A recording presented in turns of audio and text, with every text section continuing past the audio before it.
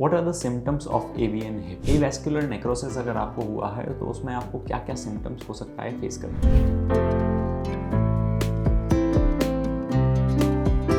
What are the symptoms of AVN hip? Avascular necrosis अगर आपको हुआ है तो उसमें आपको क्या क्या सिम्टम्स हो सकता है फेस करने। पहला सिम्टम होता है दोस्तों दर्द, पेन होने लगता है। टिपिकली जो पेन होता है आपके थाई के आसपास, आपके पॉकेट जो एरिया होता है उस पॉकेट के आसपास या आपकी ग्रॉइन एरिया में, आपके थाई में और पेट के बीच का जो एरिया होता है वहाँ पर पेन जो होता है, ग्रॉइन पेन आने लगता है। आपका दर्द घुटने में भी हो सकता है। काफ़ी सारे पेशेंट्स का गलत इलाज चलता रहता है कि उनको घुटने में दर्द होता रहता है, पता ही नहीं चलता है।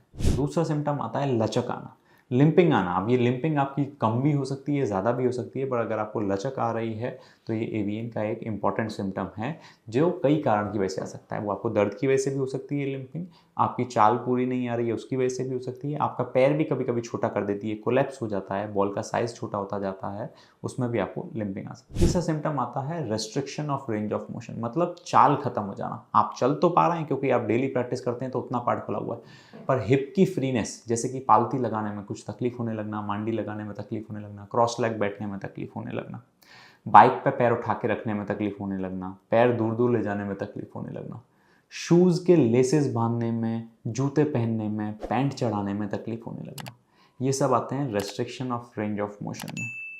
मतलब कि हमने समझा कि आपको दर्द होने लग सकता है, आपको लचक आ सकती है, आपकी रेंज ऑफ मोशन कम होने लगती है। नेक्स्ट आता है शॉर्टनिंग, पैर का छोटापन हो जाना। जितना कोलैप्स होता जा रहा है आपका पैर, उतना पैर आपका छोटा होता जाएगा।